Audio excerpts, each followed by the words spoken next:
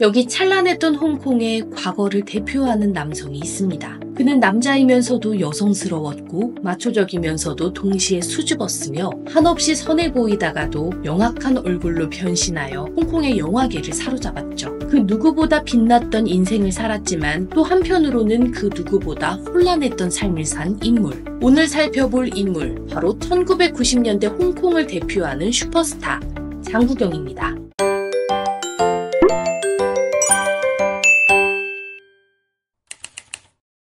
장국영은 1956년 홍콩 직무랑이라 불리는 부유한 아버지 밑에서 10남매 중 막내로 태어났습니다. 그의 아버지는 할리우드의 배우들도 옷감을 주문할 정도로 명성이 자자했지만 가정적인 남자는 아니었죠. 부자였던 만큼 첩도 많았고 막내인 장국영에게는 거의 할아버지 뻘이었기에 그는 아버지와 가깝게 지내지 못했습니다. 그리고 나이 터울이 많은 9명의 형제들은 그를 더욱 주눅들게 했죠. 장국영은 부모나 형제들보다 자신을 돌봐준 유모를 더 따랐습니다. 그리고 이런 성장 환경은 그를 내성적이고 예민한 성격으로 만들었죠. 장국영이 연예계에 문을 두드린 것은 20살 때였습니다. 정식 데뷔는 21살 때 한 가요제에 참가하면서부터인데요. 이 가요제에서 2위에 오르면서 그는 소속사와 계약을 맺고 가수로 데뷔를 하게 되었죠. 그러나 1년, 2년, 3년 해가 계속해서 지나도 그는 무명에서 벗어나지 못했습니다. 그의 무명 생활이 어땠는지 잘 보여주는 일화가 있는데요. 장국영은 어느 날 그와 비슷한 또래였고 또 인기도 훨씬 많았던 진백강이라는 스타의 콘서트에 게스트로 출연하여 공연을 하게 됩니다. 공연 중에 흥이 오른 장국영은 관객석으로 쓰고 있던 모자를 던졌는데요. 좋아하는 스타가 아니더라도 어쨌든 스타는 스타니 많은 관객들 중 한 명쯤은 기념으로 가질 만도 한데 그 콘서트장의 관객들은 아무도 모자를 가지고 싶어 하지 않았습니다.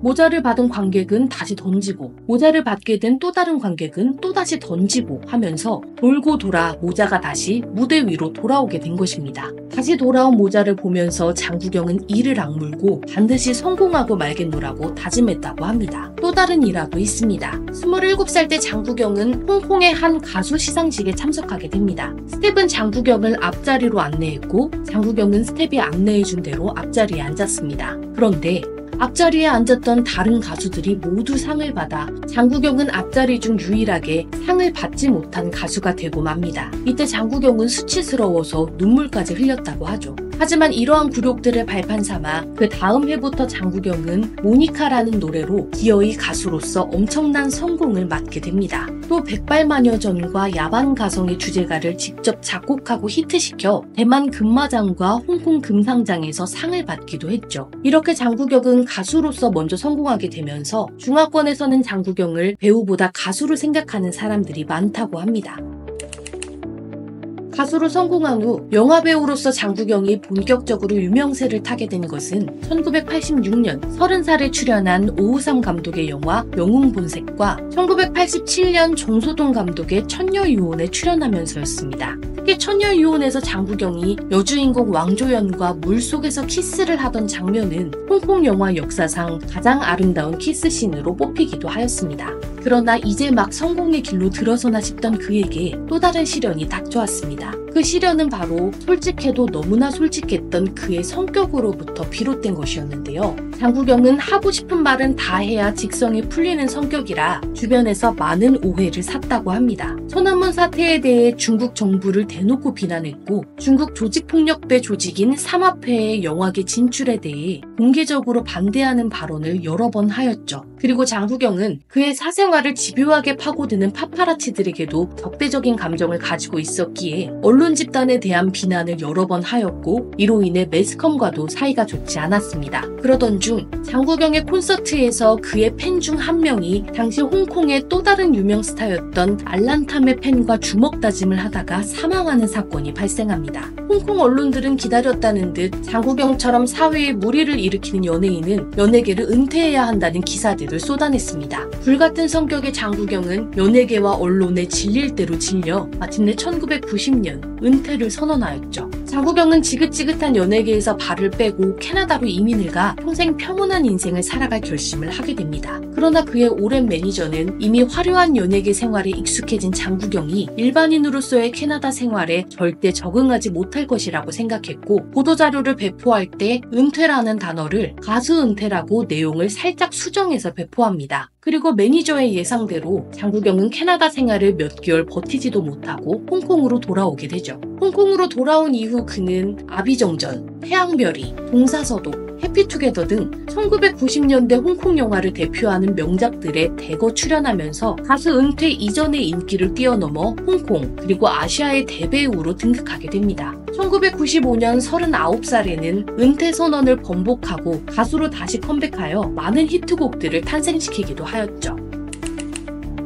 2003년 4월 1일 장국영은 자신이 머물던 홍콩의 한 호텔 24층 객실에서 몸을 던져 돌아올 수 없는 먼 길을 떠났습니다. 그런데 하필이면 이날이 4월 1일 만우절이었기 때문에 사람들은 당일 뉴스를 보고도 장난이 너무 심하다며 믿지 않았다가 그 다음날 진짜 사실이었다는 걸 알고 큰 충격에 휩싸였다고 합니다. 그리고 그가 세상을 떠난 지 9시간 만에 홍콩에서 6명의 팬이 그를 따라서 투신하기도 하였습니다. 투신한 팬 6명 중 5명은 사망하였죠. 그의 죽음의 원인은 우울증이었습니다. 무엇이 장국영을 우울증에 빠지게 하였는가에 대해서는 많은 얘기들이 있지만 가장 큰 원인 중 하나는 바로 사기꾼 석설과의 관계였습니다. 장국영은 나이를 먹으면서 고민에 빠졌습니다. 이제 50에 가까워져가는 그가 언제까지고 계속 주연을 맡을 수는 없을 테고 조연으로 밀려난 삶은 상상도 하기 싫었죠. 이에 그는 오랫동안 영화 감독의 꿈을 갖고 있었습니다. 그리고 감독 데뷔를 준비했죠. 그러나 문제는 그의 감독 데뷔를 도와줄 투자사를 구할 수가 없던 것이었습니다. 당시 홍콩 영화계는 조직폭력단체인 사마페가 장악한 상태였고 장국영은 사마페의 영화계 장악에 대해 공개적으로 여러 번 비난한 적이 있었기에 용기 있게 그에게 투자해줄 만한 투자사들은 홍콩 땅에 없었죠. 그러던 중 드디어 그의 감독 작품에 투자를 해준다는 사람이 나타납니다. 그는 자신을 중국 대륙 출신의 사업가 석설이라고 소개하였고 엄청나게 돈이 많았으며 또 장국영의 오랜 팬이라고도 했죠. 그의 씀씀이를 보면 부자라고 믿을 수밖에 없었습니다. 그리고 장국영과 함께 영화 촬영 장소를 함께 돌아다니기도 하며 적극적으로 장국영을 도왔죠. 그리고 그는 또 이렇게 말했습니다. 준비 기간이 아무리 오래 걸려도 괜찮습니다. 그리고 돈이 아무리 많이 들어가도 괜찮아요. 저는 다 기다려줄 수 있고 무한정으로 돈을 투자할 수 있습니다. 저는 당신의 찐팬이니까요.